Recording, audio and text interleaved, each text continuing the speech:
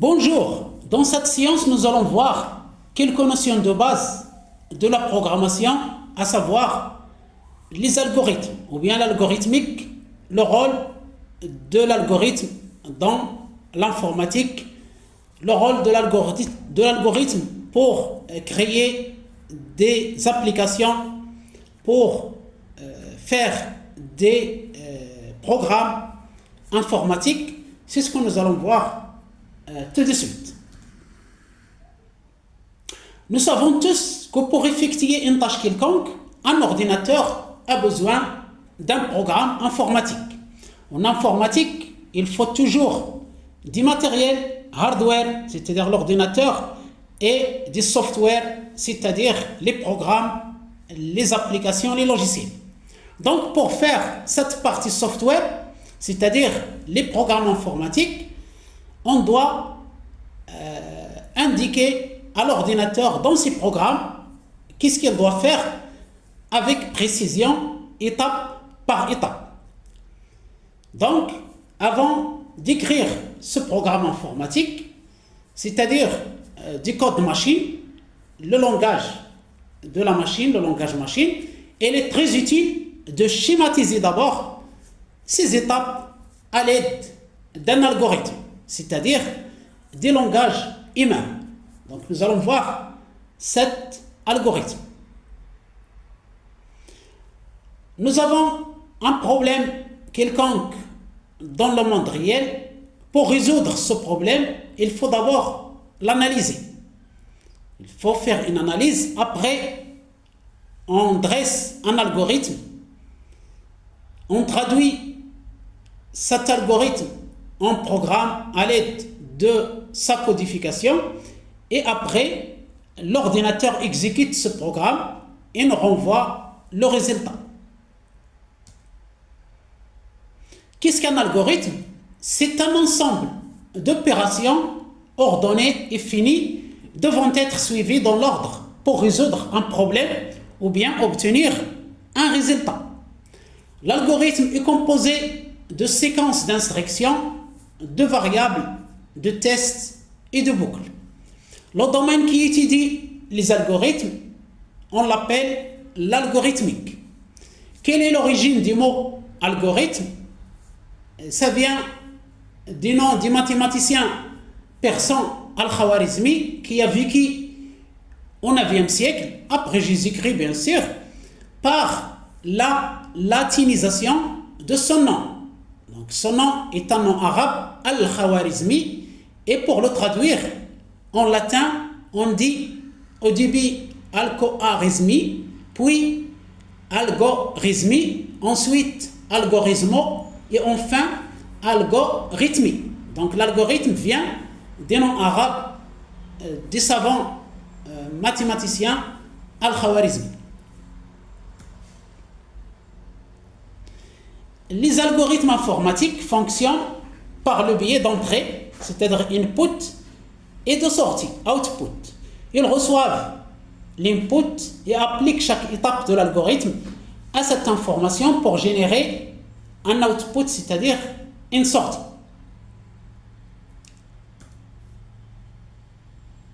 Vu que les algorithmes sont écrits en langage humain, que l'ordinateur ne comprend pas, ils doivent donc être traduits en code écrit dans un langage de programmation. Il y a bien sûr plusieurs langages de programmation, par exemple Java, Python, C, C++, Ruby, etc., etc. Et chaque langage de programmation présente des spécificités et convient davantage à un cas d'usage spécifique qu'à un autre cas. Voilà donc, nous avons un problème, quel que soit ce problème, il faut le traduire en algorithme et cet algorithme se traduit en programme informatique écrit en un langage de programmation. Ce langage de programmation, il est toujours écrit en langage homme, c'est-à-dire le langage humain, par exemple Python. Il faut le compiler et le traduire en programme binaire, c'est-à-dire des 0 et des 1. Compiler le programme informatique par l'ordinateur pour le traduire en langage binaire, c'est-à-dire langage machine. Des 0, il n'y a pas de courant électrique, ou bien des 1, il y a un courant électrique, 5 volts. Et enfin, c'est l'ordinateur qui exécute bien sûr le programme, c'est sa fonction, et renvoie le résultat, que ce soit sur écran, sur imprimante, sur réseau informatique, c'est-à-dire l'envoi à travers le réseau informatique, le résultat, etc. Le programme binaire, c'est-à-dire le langage machine, est constitué d'un ensemble de valeurs constituées de 0 et de 1, et c'est ce qu'on appelle les bits. Donc nous avons le problème réel, nous avons l'analyse, c'est toujours des langages humains, nous avons l'algorithme, ensuite c'est des langages humains, nous avons un langage de programmation, par exemple Python, c'est toujours des langages humains, et enfin on compile le langage de programmation en langage machine qui contient des bits, des 0 et des 1. Un bit est l'élément de base avec lequel travaille l'ordinateur. C'est la plus petite unité de données d'un ordinateur. D'où vient le mot bit? Il vient à partir de l'anglais binary digit, c'est-à-dire chiffre binaire. Il a une seule valeur binaire, soit 0 ou bien 1. Un octet, en anglais, c'est byte. Il ne faut pas le confondre avec le bit. Donc il y a le bit 0 ou 1 et il y a le byte, c'est-à-dire l'octet 8 bits. C'est un ensemble de 8 bits. En fait, un ordinateur ne calcule jamais sur un bit à la fois, mais sur un ou plusieurs octets. Donc nous avons un byte en anglais, Y, et E à la fin est égal à 1 octet, est égal à 8 bits. Le bit est le code ASCII. La mémoire de l'ordinateur conserve toutes les données sous forme numérique, c'est-à-dire des séries de bits. Il n'y a pas de méthode pour stocker directement les caractères, c'est pourquoi il faut les traduire en bits, c'est-à-dire en langage machine. Donc pour stocker en mémoire les données, il faut que chaque caractère possède son équivalent en code numérique. C'est ce qu'on appelle le code ASCII, qui est un tableau qui contient le code numérique, c'est-à-dire les octets et leur correspondance en caractères, quel que soit le caractère, que ce soit des caractères numériques, des caractères alphabétiques, des caractères spéciaux, etc. Et ASCII, c'est American Standard Code for Information Interchange. Le principe des codes ASCII, il définit 128 caractères numérotés de 0 à 127 et codés en binaire de 8 0, de 7 0 jusqu'à 7 1. Et le 8e bit, c'est 0, c'est pour le contrôle. Donc 7 bits suffisent donc. Toutefois, les ordinateurs travaillant presque tous sur un multiple de 8 bits, c'est-à-dire il faut un octet et chaque caractère d'un texte en ASCII, ils se vont stocker dans un octet dont le 8e bit est 0. Donc 7 bits, ils sont suffisants pour avoir 128 caractères et on ajoute le 8e bit pour des besoins de technologie informatique, c'est-à-dire un ordinateur a besoin d'octets pour fonctionner. Les caractères de numéro 0 à 31, ici ce sont des exemples extraits des tableaux des codes ASCII. Les caractères 0 à 31 dans le tableau et le caractère 127 ne sont pas affichables. Ils correspondent à des commandes de contrôle de terminal informatique. Le caractère 127, c'est la commande pour effacer. Le caractère numéro 32, c'est l'espace. Le caractère 7 provoque l'émission d'un bip sonore, un signal sonore. Et les autres caractères sont les chiffres arabes, c'est-à-dire 0, 1, 2, 3, jusqu'à 9, les lettres latines, majuscules et minuscules, sans accent, des symboles de ponctuation, des opérateurs mathématiques et quelques autres symboles. Maintenant, passons à la construction d'un algorithme. Donc, pour chaque problème, il faut définir clairement les données d'entrée des problèmes en précisant leur type et leur rôle, c'est-à-dire les inputs. Ensuite, les données de sortie, les outputs des problèmes en précisant leur type. Ensuite, les différentes instructions qui permettent d'obtenir les données de sortie à partir des données d'entrée, c'est-à-dire le traitement. Voilà, nous avons les données d'entrée et les données de sortie, et nous avons les instructions, c'est-à-dire la partie traitement, qui sont les opérations arithmétiques de base, plus multiplication, soustraction, division, somme, modulo, etc. Les affectations de valeurs, c'est-à-dire affecter une valeur à une variable, les instructions afficher ou bien lire, les structures conditionnelles, si, alors, les structures répétitives, faire, tant que, etc. Donc les boucles. Voilà donc pour la construction d'un algorithme. Maintenant, la nature des données d'un algorithme, il y a les données, bien sûr, d'entrée et de sortie qui sont manipulées par un algorithme et qui peuvent être de nature différente. Les entiers, les nombres réels, les caractères, les chaînes de caractères, les booléens, les matrices, les tableaux, etc. Et en programmation, on parle de type plutôt que de nature de données. Le type d'une donnée spécifie la taille occupée par la donnée en mémoire, les opérations qui lui sont applicables, ainsi que l'intervalle de valeurs autorisées. Par exemple, type numérique, type texte, type booléen, etc., type date, etc., etc. Les types de données de base, ou bien les types primitifs, les types élémentaires, les types simples, c'est la même appellation.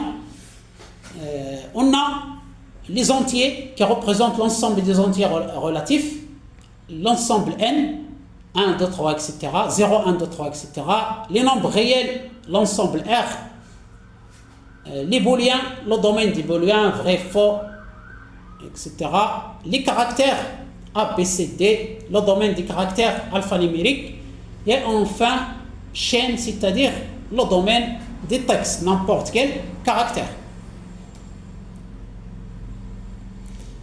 Les primitives d'entrée-sortie permettent un échange d'informations entre l'algorithme et l'utilisateur. Exemple, afficher expression permet d'afficher sur l'écran. Saisir nom de la variable permet de lire la variable par le clavier. Maintenant, la structure d'un algorithme. Un algorithme est constitué par un en-tête et un corps. Le corps est constitué de deux parties, la partie déclaration et la partie instruction. Donc nous avons algorithme. On doit préciser le nom de l'algorithme. Ensuite, la partie déclaration des variables. On déclare les variables que nous allons utiliser dans le traitement. Puis, début de la partie instruction. Ensuite, la liste des instructions, qu'est-ce qu'il faut faire, les calculs, etc., les commandes de calcul et de traitement. Et enfin, fin de la partie instruction. L'en-tête permet de donner un nom à l'algorithme. Son nom n'a pas de signification particulière, mais il doit respecter les règles de formation des identifiants. Le fait de nommer les algorithmes permet de les différencier. On donne un nom à un algorithme pour le différencier des autres algorithmes. La première partie du corps, encadrée par les mots algorithme et débit, a un rôle descriptif en particulier. Il décrit les variables et les constantes utilisées dans l'algorithme. Ensuite, la seconde partie du corps, encadrée par les mots début et fin, a un rôle constructif et décrit les traitements à réaliser pour obtenir le résultat ou bien les résultats recherchés. Chaque ligne de l'algorithme comporte une seule instruction. L'algorithme commence son exécution sur le mode début, se déroule séquentiellement, c'est-à-dire ligne après ligne, de la première à la dernière, dans cet ordre, et se termine sur le mot fin. Maintenant, comment représenter un algorithme? Deux méthodes pour représenter un algorithme. Ils sont toutes utilisées, mais la deuxième méthode est la plus utilisée, le pseudocode. Chaque méthode a un usage différent en fonction des besoins et des préférences. Donc nous avons le logigramme ou bien le diagramme de flux et nous avons le pseudocode. Commençons par le logigramme. C'est une représentation graphique d'un algorithme utilisant des symboles pour représenter les étapes, les décisions et les flux de contrôle. Les avantages et les visuels, il permet une représentation intuitive pour les novices, c'est-à-dire les personnes qui débutent dans la programmation. Le logigramme, il est plus adapté pour elles pour apprendre et se perfectionner dans ce domaine de la programmation. Aussi, il est bon pour les petites équipes de programmation. Les inconvénients, plus l'algorithme est grand, plus le logigramme devient complexe, donc complexité croissante. Aussi, il y a moins de détails techniques. Et on va voir un exemple de logigramme. Nous avons début qui se forme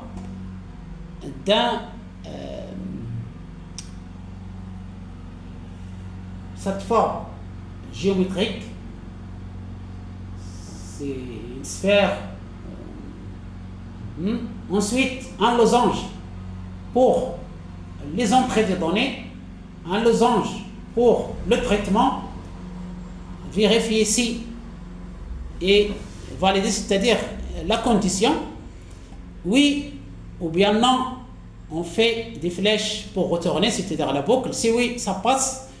Pour le rectangle, il marque les traitements, les processus, et enfin, cette figure présente les outputs, c'est-à-dire l'affichage, les rapports, que ce soit sur écran ou bien l'imprimante, etc. Et enfin, il y a la fin, même signe de la fin, que celle du début. Donc voilà un exemple de logigramme pour représenter un algorithme. Deuxième méthode pour représenter un algorithme, et c'est elle qui est la plus utilisée actuellement, c'est le pseudocode. C'est une manière informelle d'écrire les étapes d'un algorithme en utilisant des phrases simples, proches d'un langage de programmation, sans toutefois respecter la syntaxe stricte. C'est-à-dire, c'est comme écrire un langage de programmation, par exemple Python, mais on ne respecte pas la syntaxe d'une façon stricte. Les avantages, il permet la lisibilité, il est transposable, c'est-à-dire on peut le transformer rapidement en langage, en un programme écrit en langage de programmation. Il contient des détails techniques, ce n'est pas comme le logigramme.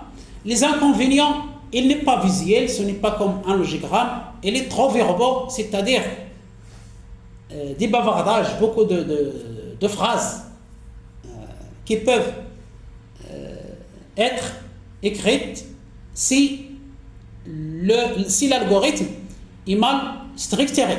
Voilà donc pour cette deuxième méthode qui est la plus utilisée. On va voir un exemple. Donc voilà un exemple de logigramme par la méthode d'écriture en pseudocode. Nous avons ici des phrases en langage naturel. C'est comme un langage de programmation. Ça s'approche de Python, par exemple, si on traduit ces phrases en anglais, parce que Python c'est en anglais, mais il ne respecte pas la syntaxe. Donc voilà pour un exemple d'algorithme. Ce n'est pas un langage de programmation, c'est un algorithme et il est écrit en français. Et il est bien structuré, donc il est plus transposable pour le traduire en programme informatique selon un langage de programmation. Quand est-ce qu'utiliser le logigramme ou bien le pseudocode? Ça dépend des besoins. Pour le logigramme, lorsqu'on travaille en équipe pour brainstormer et visualiser la solution, c'est-à-dire proposer des idées pour trouver la solution au problème, donc il vaut mieux utiliser le logigramme. C'est-à-dire la première phase de recherche de la solution.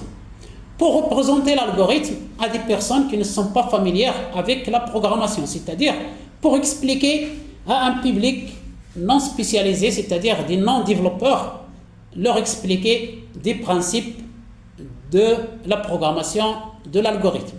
Aussi, si nous avons un algorithme simple ou bien modérément complexe, c'est-à-dire un petit algorithme, on peut l'écrire par la méthode des logigrammes. Pour le pseudocode, lorsqu'on veut plus de précision, pour l'implémentation réelle, c'est-à-dire la transposabilité de l'algorithme, lorsqu'on est proche de la phase de développement, il ne reste qu'à traduire l'algorithme en code, en langage de programmation, et pour des algorithmes qui sont complexes, où les détails du flux d'exécution sont importants. Donc voilà pour le choix de la méthode de représentation d'un algorithme. Passons maintenant à la déclaration des variables dans un algorithme. Qu'est-ce qu'une variable? C'est un élément informatique permettant de mémoriser une information dont l'algorithme aura besoin au cours de son exécution. La variable, c'est une case mémoire dans l'ordinateur où on peut stocker des valeurs. Il désigne donc un emplacement mémoire qui permet de stocker une valeur, c'est ce que j'ai dit. Une variable est définie par un nom, c'est-à-dire un identifiant unique qui la désigne, un type appelé aussi domaine de définition, un type unique qui définit de quel genre est l'information associée à l'élément informatique. Par exemple, le type entier, le type booléen, le type date, le type texte, etc. Aussi une valeur assignée ou bien attribuée et modifiée au cours du déroulement de l'algorithme. Pour la syntaxe de la déclaration d'une variable, elle est la suivante. On met variable et on met le nom de la variable, deux points, le type de la variable. Par exemple, entier, par exemple, date, par exemple, texte, etc. Maintenant, voyons quelques instructions élémentaires qui peuvent être insérées dans un algorithme. Il y a d'abord l'assignation, c'est-à-dire le fait d'attribuer une valeur à une variable. Par exemple, x est égal à 5, c'est une assignation. On a attribué la valeur 5 à la variable x. Les instructions d'entrée-sortie, elles permettent de recevoir des données en entrée, par exemple, de l'utilisateur ou bien d'un fichier, et afficher ou retourner les résultats. Exemple, lire x ou bien afficher x, c'est-à-dire la valeur de la variable x au moment où on demande de lire ou bien d'afficher la variable. Troisième instruction élémentaire, les conditions.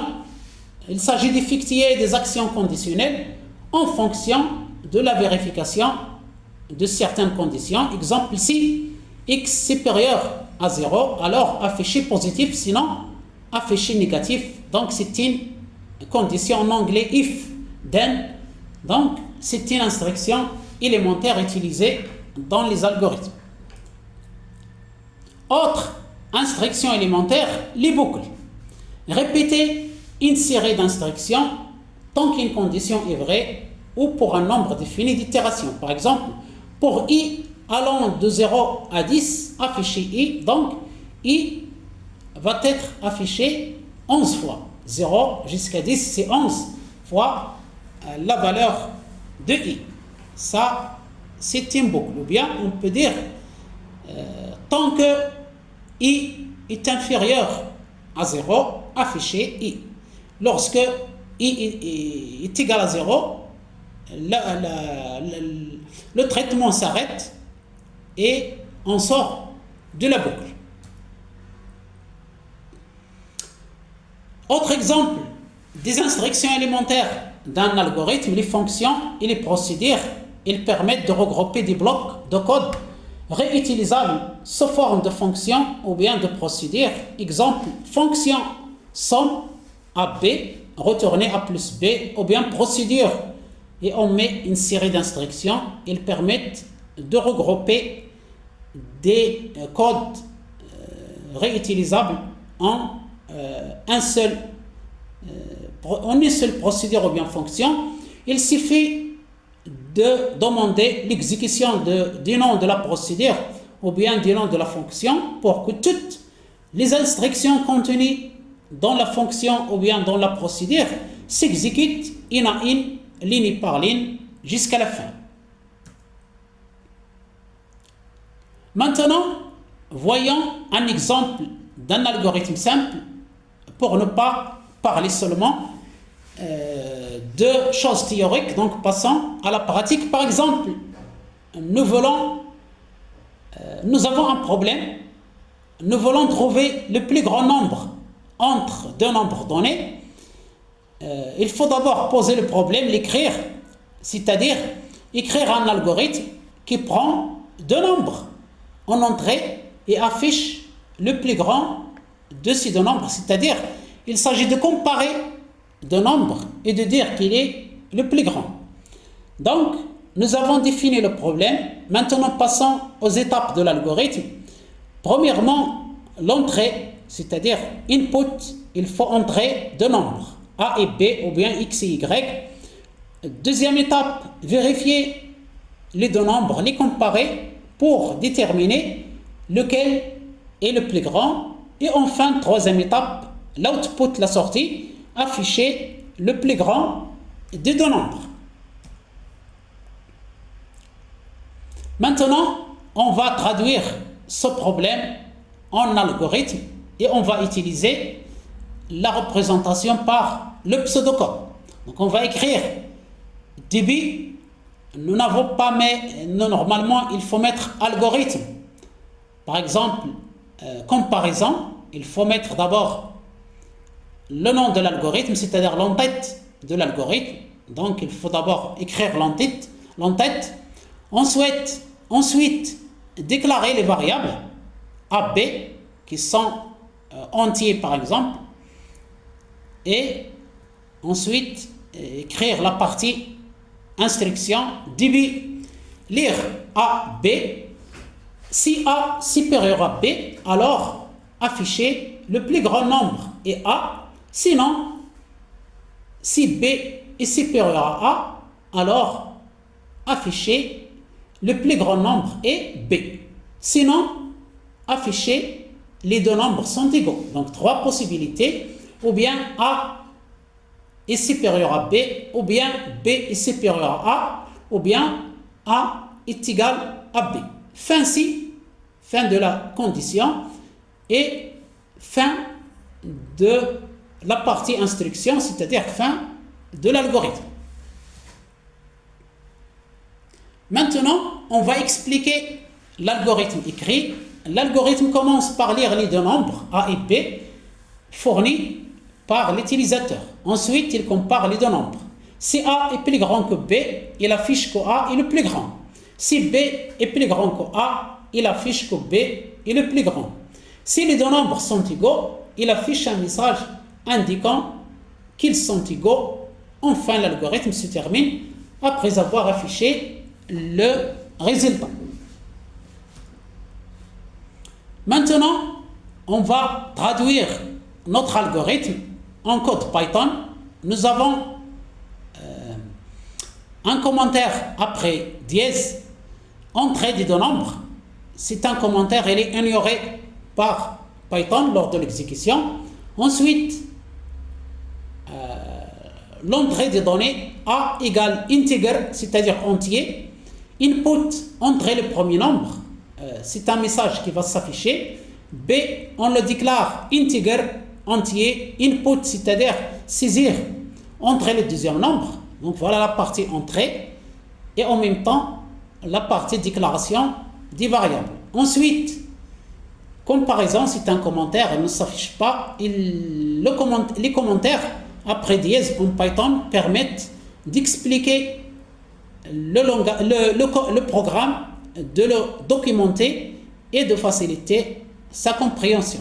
Donc, if A supérieur à B, de point print, le plus grand nombre est virgule A, if, c'est-à-dire sinon B est supérieur à print, le plus grand nombre est B, else print, les deux nombres sont égaux.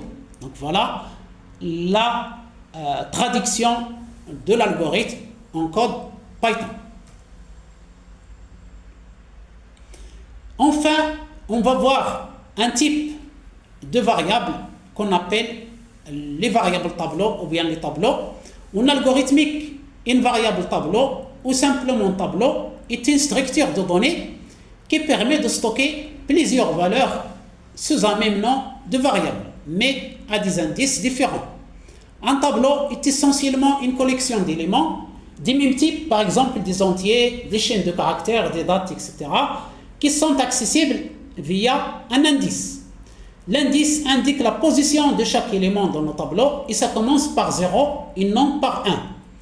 La variable tableau est couramment utilisée en algorithmique pour traiter des ensembles de données, effectuer des calculs ou stocker des résultats intermédiaires. Exemple de variable tableau, nous avons un algorithme débit tableau égale 4, 7, 2, 9, 1, donc il contient 5 éléments. Afficher tableau qui est la variable tableau, 0, c'est-à-dire le premier élément permet d'afficher 4. Afficher tableau 3, c'est-à-dire le quatrième élément, on affiche 9. Si on veut afficher 1, il faut écrire tableau 4. Et ensuite, fin, donc voilà un exemple de variable tableau. On va parler un peu comment traduire un algorithme en code de programmation. D'abord, il faut choisir un langage de programmation. On le sélectionne selon sa correspondance à ce qu'on veut dans notre projet. Donc, choisir un langage de programmation qui correspond le mieux à notre projet. Par exemple, Python, C, Java, Ruby, etc., C++. Chaque langage, bien sûr, a sa propre syntaxe, mais les concepts fondamentaux d'un algorithme, à savoir les variables, les boucles, les conditions, les fonctions, les procédures, sont souvent similaires. Donc, un algorithme, on peut le traduire en n'importe quel langage de programmation. Deuxièmement, déclarer les variables. Troisièmement, écrire les instructions dans la syntaxe des langages. Et les langages, ils sont tous en anglais, donc il faut apprendre un peu l'anglais informatique. Puis, tester les cas limites. Et enfin, débugger et optimiser. Débugger, c'est-à-dire voir s'il y a des erreurs et corriger ces erreurs. Et toujours il y a des erreurs au débit, c'est normal. Il faut essayer de corriger les erreurs, de rectifier les erreurs. Maintenant, il y a des éditeurs de code qui facilitent cette tâche lorsque vous commettez une erreur de frappe, par exemple d'instruction, ou bien vous oubliez un point virgule, un deux points. L'éditeur de code, par exemple VS Code, Visual Studio Code, vous signale que vous avez commis une erreur, etc. Donc, il faut optimiser le programme informatique après sa traduction à partir d'un algorithme. Exemple de traduction d'un algorithme, pseudocode en code Python, nous avons un algorithme db lire tableau, donc nous avons une variable tableau, max égale tableau 0, supposé que le premier élément est le maximum pour i allant de 1 à longueur tableau moins 1. Si tableau i supérieur à max, alors max est égal tableau i, fin si, fin pour, et enfin afficher le plus grand nombre est max. Fin de la partie traitement de l'algorithme et fin de l'algorithme. Sa traduction en langage Python, vous pouvez arrêter le défilement de la vidéo pour voir l'algorithme, ensuite voir Python. Je m'excuse pour la rapidité que j'utilise pour passer d'un écran à un autre écran. C'est pour ne pas prendre beaucoup de votre temps, donc vous pouvez faire une pause de cette vidéo pour voir un peu, si vous êtes intéressé bien sûr par ces concepts de la programmation, pour voir un peu comment on a passé de l'algorithme pseudocode à un code Python. Nous avons le commentaire lecture du tableau, tableau égal, donc variable 5 éléments, initialisation de la variable maximale, max est égal tableau 0, boucle pour parcourir le tableau à partir du deuxième élément, for i in range 1 len tableau, if tableau i supérieur à max, max égale tableau i. Enfin, le commentaire affichage des plus grands nombres, print le plus grand nombre et on va afficher la valeur de la variable max. Voilà donc cette partie d'introduction à la programmation. Nous avons vu le concept de l'algorithme. Qu'est-ce qu'un algorithme? Comment faire un algorithme? Comment le traduire en un langage de programmation? Si vous êtes intéressé par la programmation, vous pouvez approfondir vos connaissances. Il y a plusieurs références sur Internet qui traitent de ce sujet. Pour moi, il ne me reste qu'à vous souhaiter une excellente journée. Je vous remercie infiniment pour votre attention. Merci encore et à bientôt.